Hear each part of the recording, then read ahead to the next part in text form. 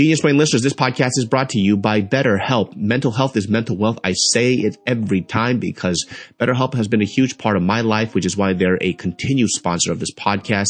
And look, it's okay to struggle. Real strength comes from opening up about what you're carrying and doing something about it so you can be at your best for yourself and everyone else. And look, as guys, we face a lot of pressure to perform, to provide, and keep it all together. So there's no wonder that 6 million of us men out there suffer from depression every year. And if you're a man feeling the weight of the world, talk to someone and do it with BetterHelp. As the largest online therapy provider in the world, BetterHelp can provide access to mental health professionals with a diverse variety of expertise. Talk it out with BetterHelp. Our listeners get 10% off their first month at BetterHelp.com/genius. That's BetterHelp.com/genius. This person's statement was, you need to unfollow other influencers who don't say anything about these social issues. Why do you even follow them anyways? Unfollow them immediately. It's like, what the are you talking about? What is the point of social media then? Yeah. Like, to only be socially aware and active? That's the point of social media? Exactly. No, it's the internet is everything. Exactly. Yeah. It's like, why are you... In 5, 4, 3, 2, 1, what's up, everybody? Welcome. What the fuck is with my voice? What's up, everybody? Welcome to another episode of the Genius Brain Podcast.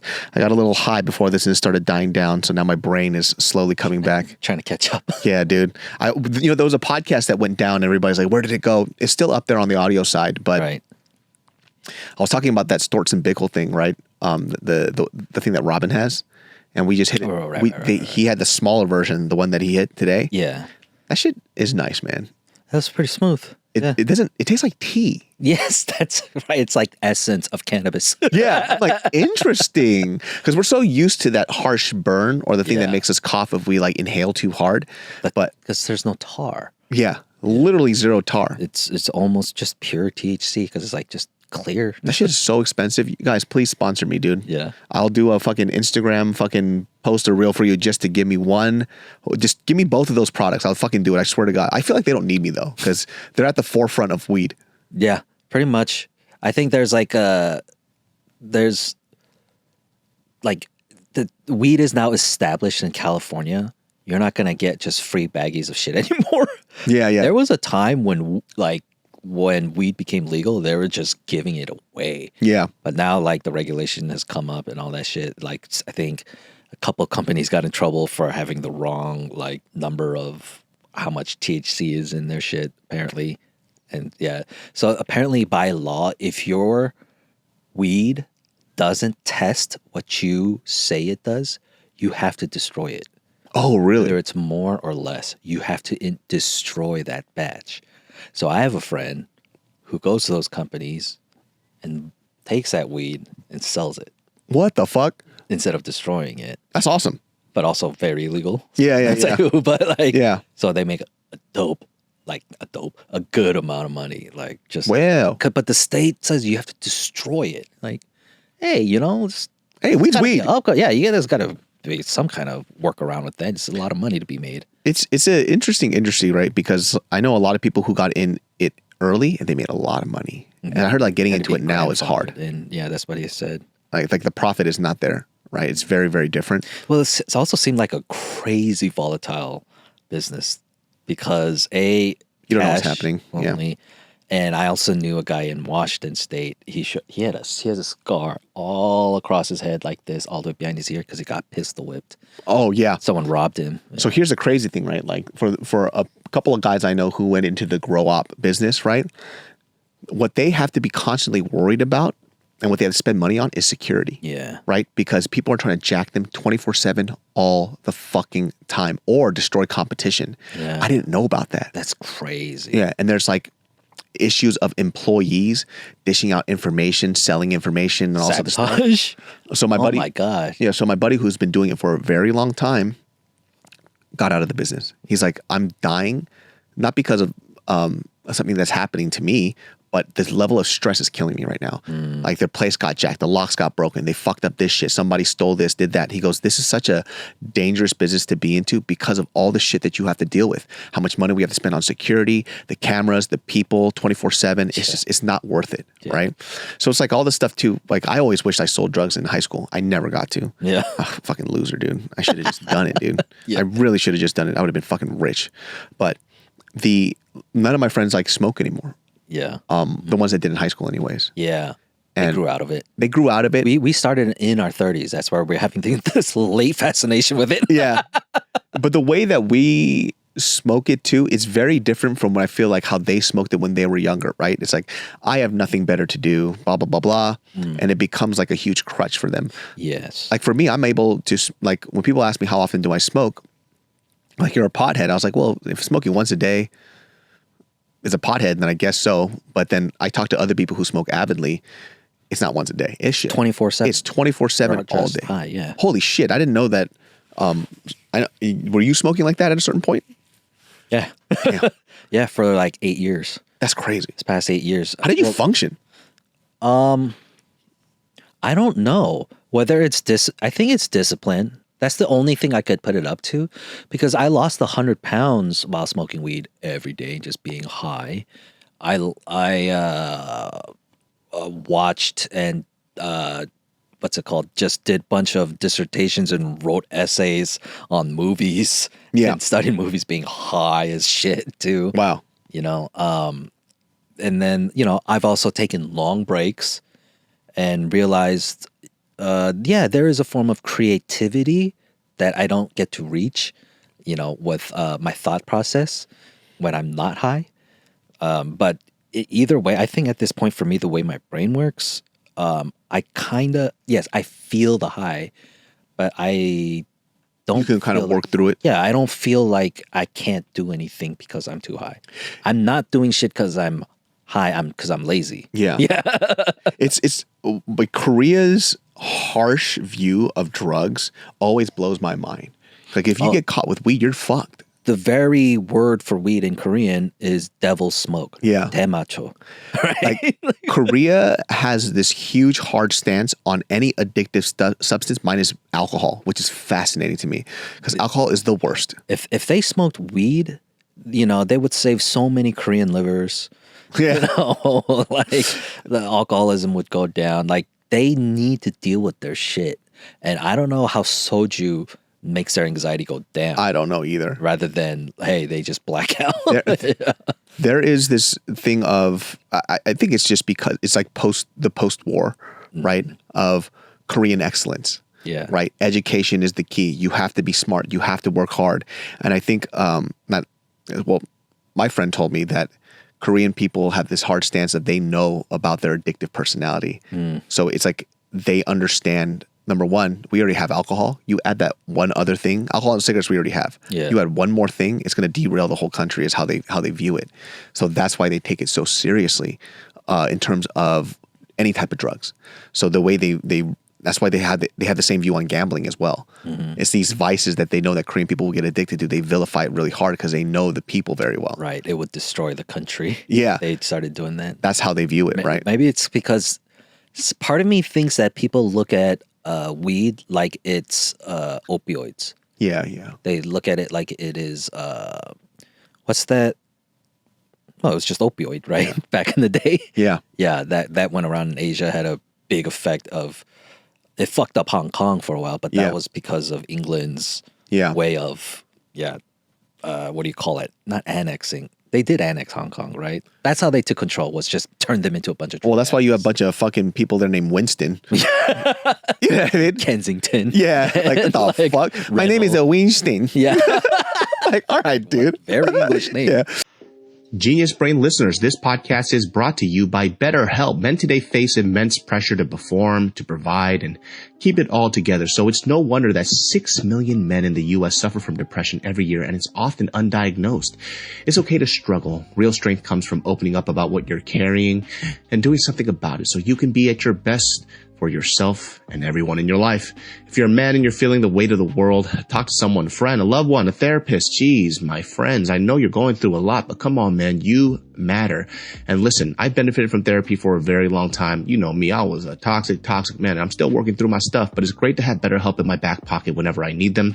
With over 35,000 therapists, BetterHelp is the world's largest online therapy platform, having served over 5 million people globally, and it works with an App Store rating of 4.9 out of 5 based on over 1.7 million client reviews. It's convenient too. You can join a session with a therapist at the click of a button, helping you fit therapy into your busy life, plus switch therapists at any time. As the largest online therapy provider provider in the world, BetterHelp can provide access to mental health professionals with a diverse variety of expertise. Talk it out with BetterHelp. Our listeners get 10% off their first month at betterhelp.com/genius. That's betterhelp.com/genius.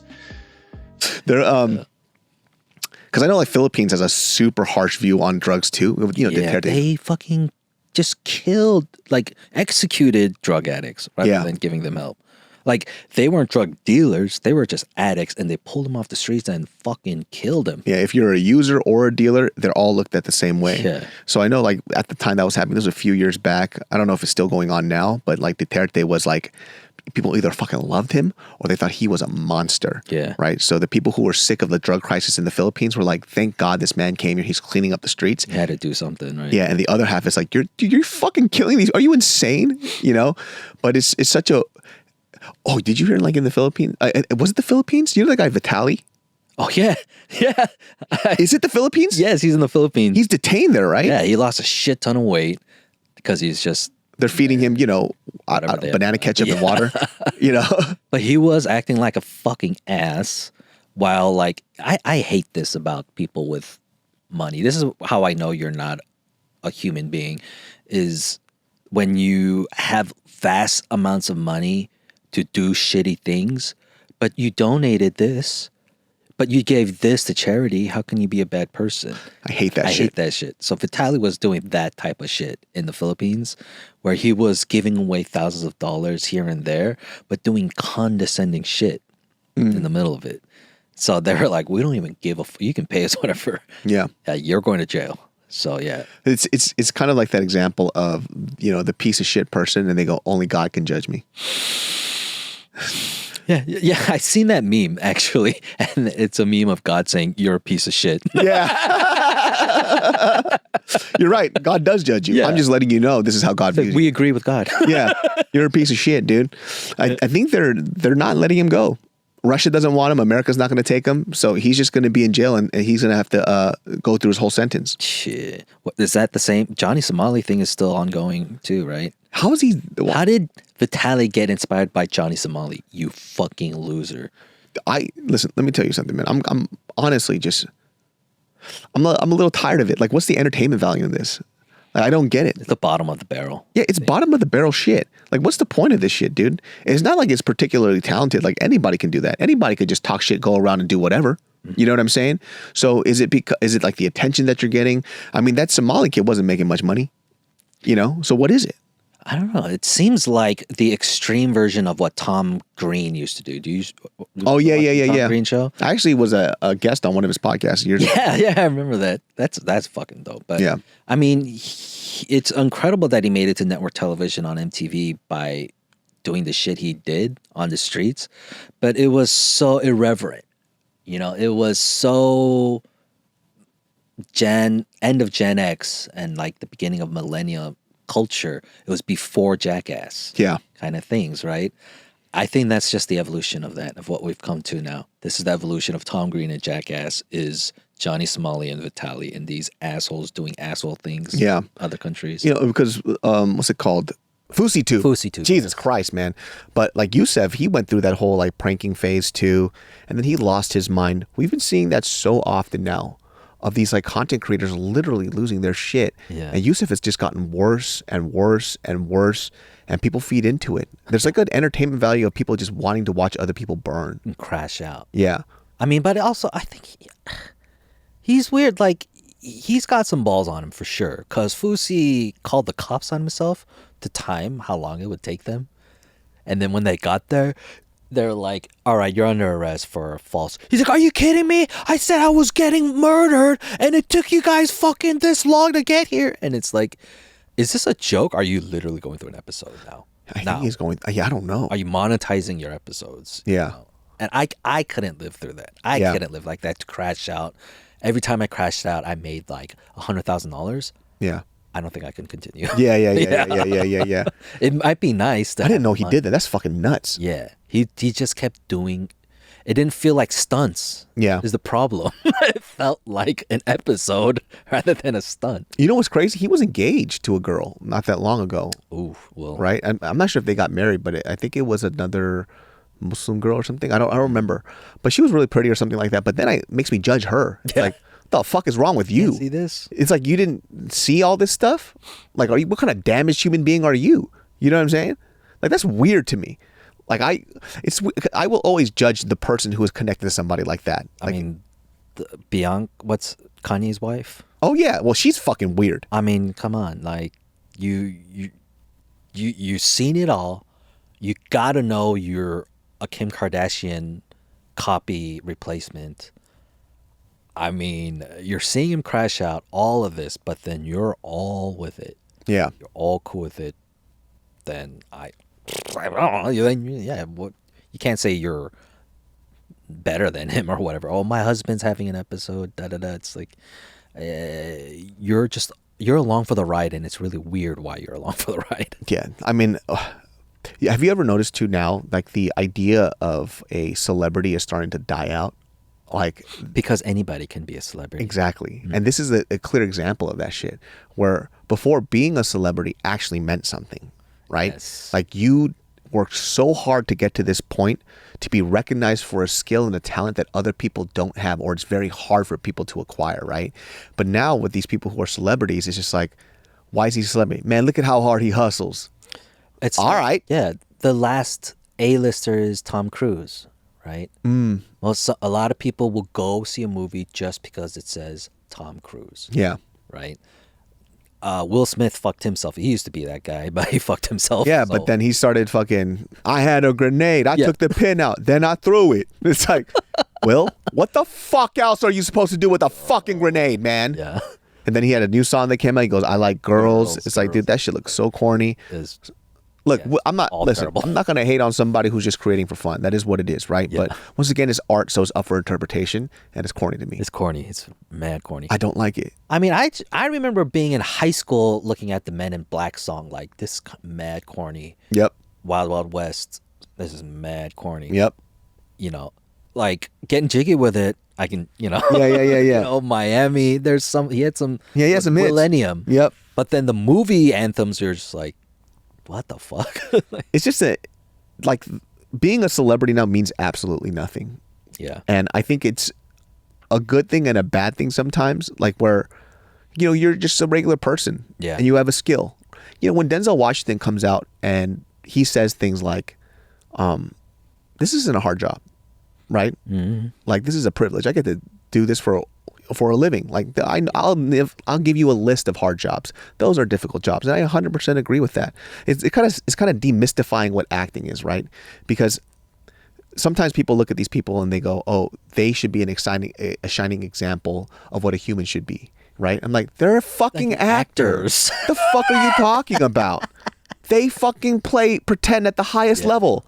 That's what they do. I'm not knocking it, right? But that's what it is. It is what it is. Yeah. And that's not a problem. That's not even an art form. Yeah. It's a craft. Come on. Like, why are you looking at these people as your moral compass? Like, they have to live up to my expectations of what a good person is.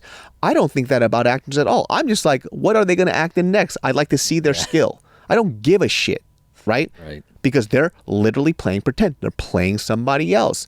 There was somebody online that I kind of knew, but I had to unfollow this person because they went on this rant of like, because of the LA riots that are happening, they're like, this person's statement was, you need to unfollow other influencers who don't say anything about these social issues. Why do you even follow them anyways? Unfollow them immediately. It's like, what the fuck are you talking about? What is the point of social media then? Yeah. Like, to only be socially aware and active? That's the point of social media? Exactly. No, it's the internet is everything. Exactly. Yeah. It's like, why are you, who the fuck are you to define what this person opened up their Instagram app for? Yeah. Right? What is it in the social contract that once I go on Instagram and I make fart and dick jokes that I have to be socially aware? Is that a part of the social contract? I had no fucking idea. Yeah. I didn't know that was going on. Oh, yeah. Follow me at David So Serious. Yeah. Well, go follow that account. Yeah. Right? I don't understand why this person felt that it is the responsibility of this influencer who puts makeup on her face to suddenly speak out about it. She goes, you had this platform. Okay, I'll call your fucking bluff. You spoke about the riots, right? And all the injustice that's happening with immigration. Did you do it during Obama's administration? Probably didn't. Right? You were famous. when that was happening. Did you do it then? So are you now a piece of shit? Right?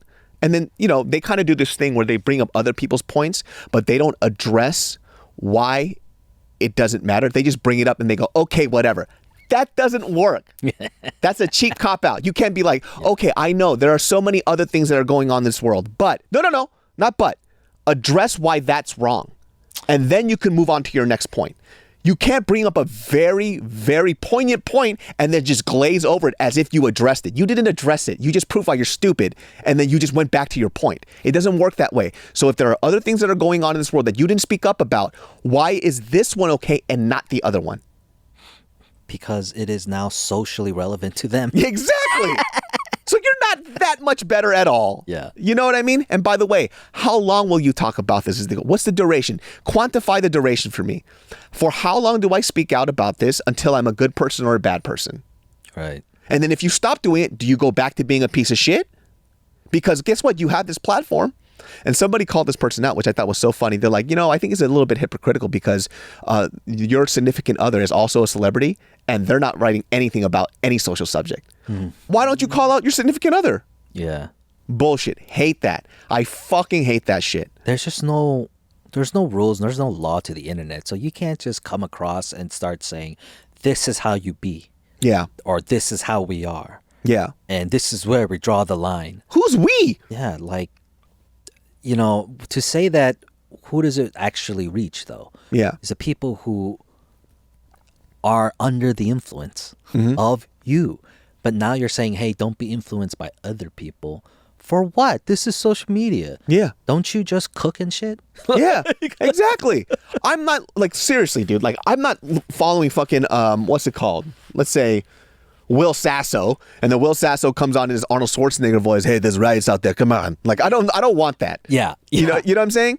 I don't care for it. I actually don't care for it. It is literally zero to me. And I think that's how the majority of people feel. Yeah. Right? They just roll their eyes. Not because they're rolling at their eyes that this person's trying to do something good. It's just I came here for a laugh and you're doing this and I don't want it. And that's okay for people to feel that way. And then you're judging the people who feel that way. It's why just give a shit about something. Maybe they do, but maybe they don't want to do it on this platform.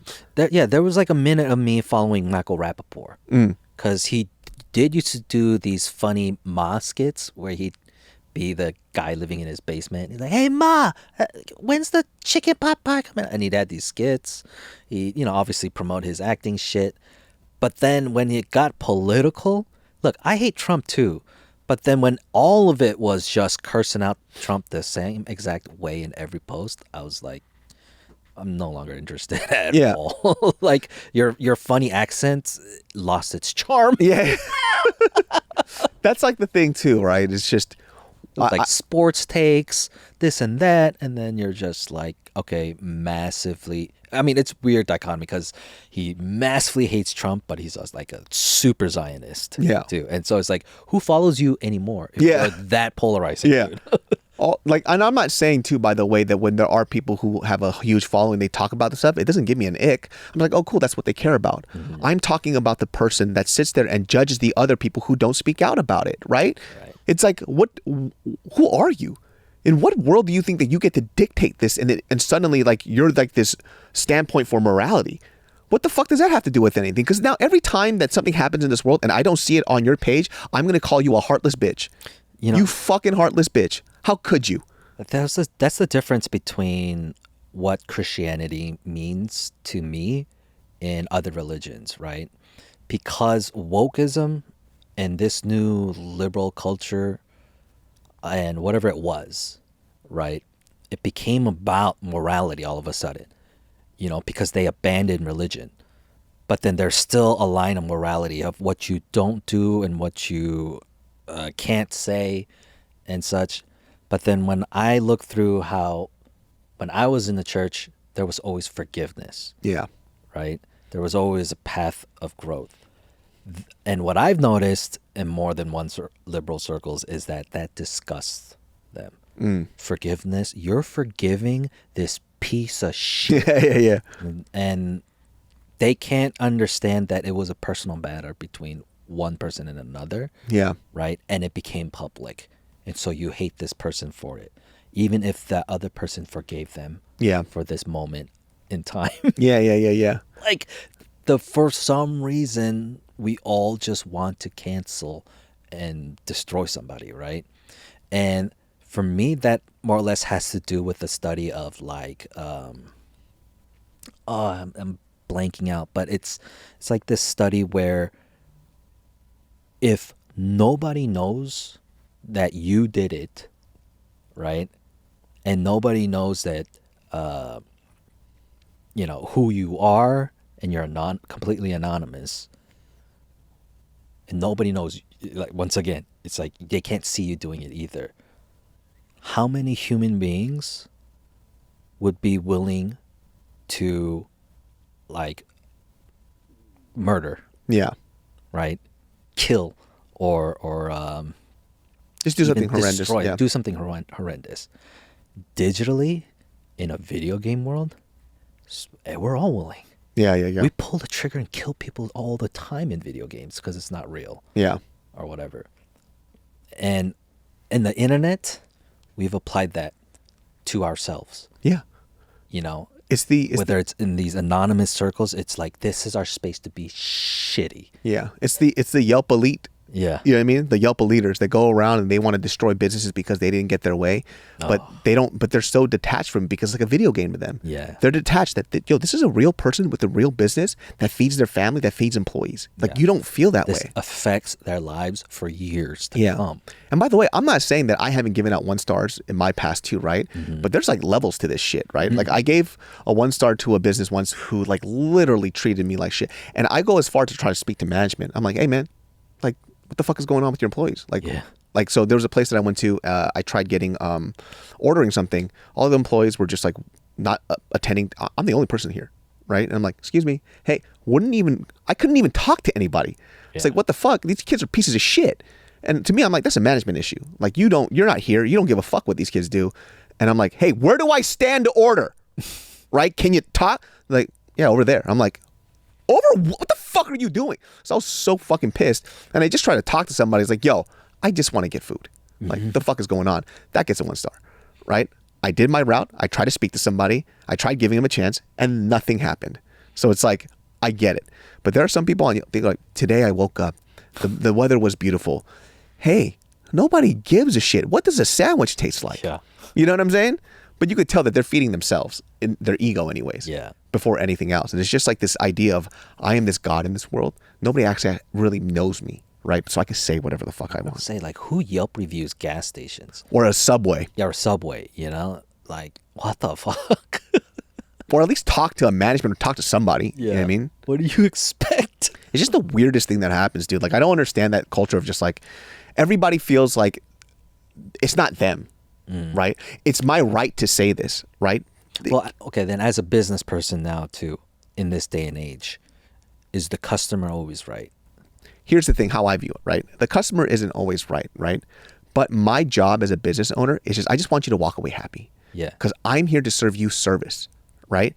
If it's something that we could do to make you happy that doesn't cost us an arm and a leg, I will do it, right? That's just my goal. Come into it. You don't have to like everything, right? But at least I want you to say that we tried our best to make you happy.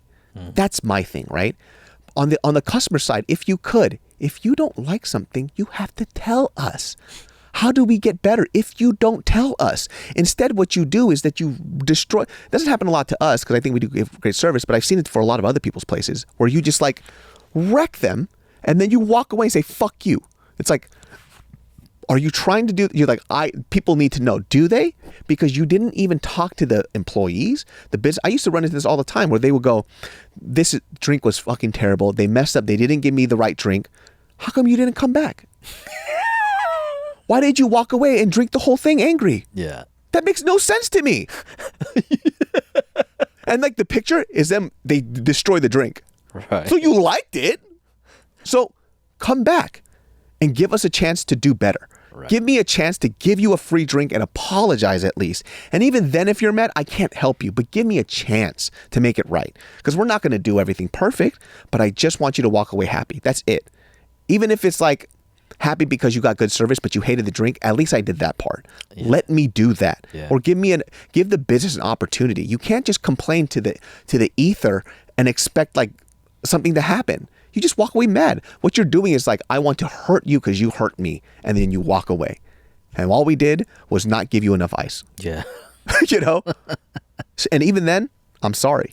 We messed up. It happens. Let me fix it. That's what I don't like about some of that stuff. Anyways, that wraps up this episode of the Genius Brain Podcast, guys. Thank you guys for listening. Shorter episodes, I understand, but we got to do what we got to do.